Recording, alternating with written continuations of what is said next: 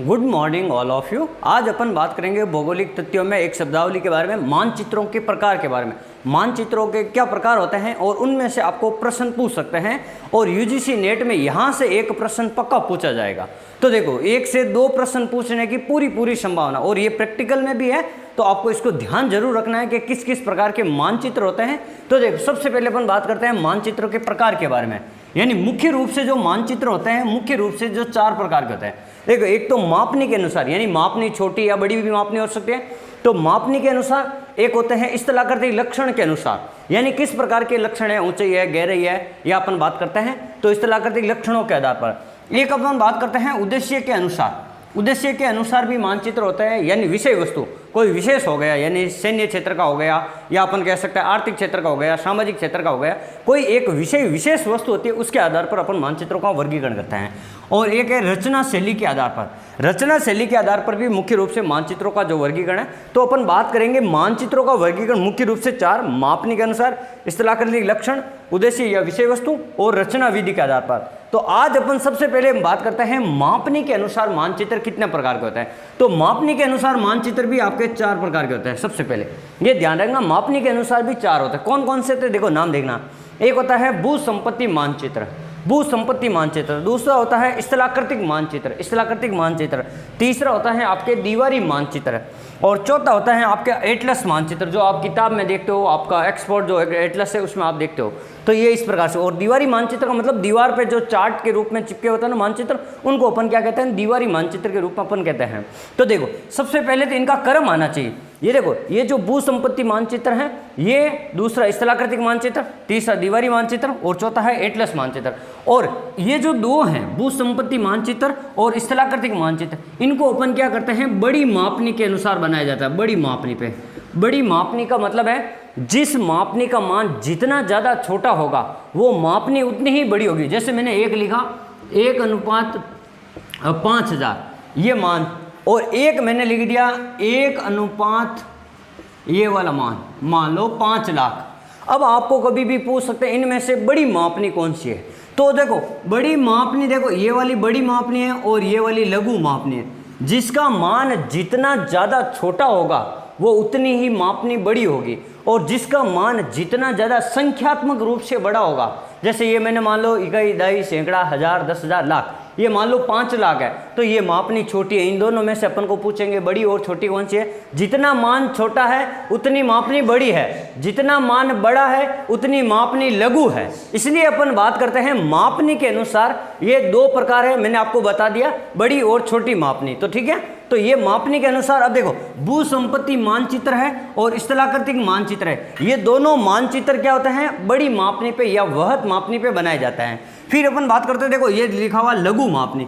लघु मापनी लिखो, या मैं इसको लिख देता हूँ छोटी मापनी। तो छोटी मापनी पे देखो दीवारी मानचित्र और एटलस मानचित्र बनाए जाते हैं। तो ये आपको दोनों चीज़ ध्यान रखनी है, दीवारी मानचित्र और एटलस मानचित्र छोटी या लघु मापनी पर बनाए जाते हैं। पहली बात तो यहाँ से ध्यान रखना, पहला ही प्रश्न यहाँ से पूछ लिया जाता है, और आपको इनका क्रम पूछ सकते हैं बड़ी से छोटी मापने की तरफ। तो आपको ध्यान रखना, सबसे पहले भू संपत्ति मानचित्र आएगा, दूसरा स्थलाकृतिक मानचित्र आएगा, और तीसरा दीवारी मानचित्र आएगा, और चौथा आपका एटलस मानचित्र आएगा। तो ये तो हो गए क्रम।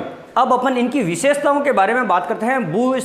भू संपत्ति मानचित्र क्या? देखो, जो अपन के जो गांव में जो पटवारी है या ग्राम सेवक है या जो तहसीलदार है, जो अपन के गांव के नक्शे, खेतों के नक्शे हैं, ग्राम के जो मार्ग हैं, या जलाशय का है या कुंड का है, तो उनके जो तालाब का है, ये जो नक्शे होते हैं, इनको अपन क्या कहते हैं? भू संपत्ति मानचित्र कहते हैं, जिसको अपन इंग्लिश में कैडेस्ट्रल मानचित्र भी कहते हैं।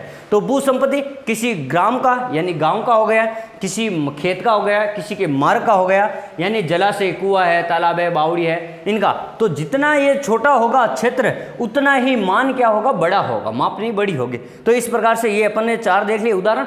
और जो भू संपत्ति मानचित्र है, 1:3960 से लेकर 1:1980, यानी अपन कह सकते हैं ये जो मानचित्र बनाए जाते हैं, इनकी जो मापनी होती है 1:3960 से लेकर और 1:1980 तक होती है। यानी ये मान छोटा है, लेकिन ये मापनी क्या है? बड़ी है। जितना ज़्यादा छोटा मान होगा, मापनी उतनी बड़ी होगी। फिर अपन दूसरी बात करते हैं स्थलाकृतिक मानचित्र। स्थलाकृतिक मानचित्र में मुख्य रूप से अपन बात करेंगे उच्चावच के बारे में। उच्चावच के जो चित्र बनाए जाते हैं और वन के दलदली क्षेत्र के, नगर या गांव के जो चित्र बनाए जाते हैं, और उन चित्रों को बनाने के लिए जो मापनी है स्थलाकृतिक मानचित्र में वो 1:2.5 लाख रखी जाती है।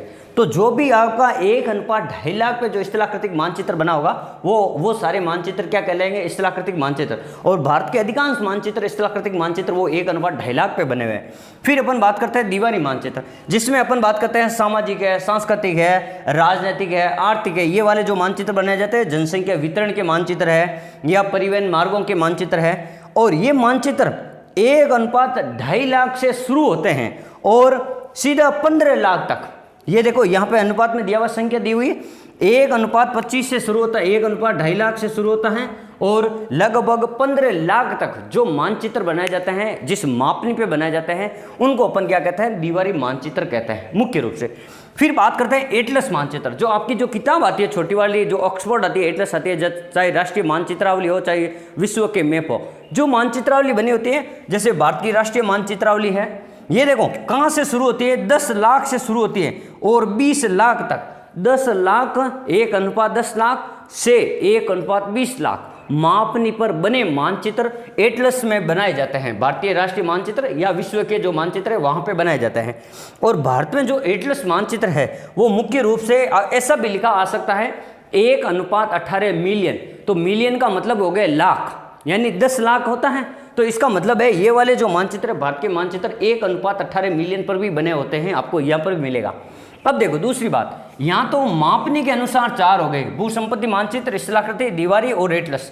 अगले जो वीडियो आएगा उसमें अपन बात करेंगे स्थलाकृतिक लक्षणों के आधार पर उच्चतादर्शी मानचित्र क्या होते हैं और प्लेनीमीटर मानचित्र क्या होता है। और रचना विधि के आधार पर जो मानचित्र है, एक गुणात्मक मानचित्र होता है और एक मात्रात्मक मानचित्र होता है। अगले वाले वीडियो में एक इनका अपन वीडियो बनाएंगे उच्चतादर्शी और प्लेनीमीटर का, और एक यहाँ पे गुणात्मक और रचनात्मक।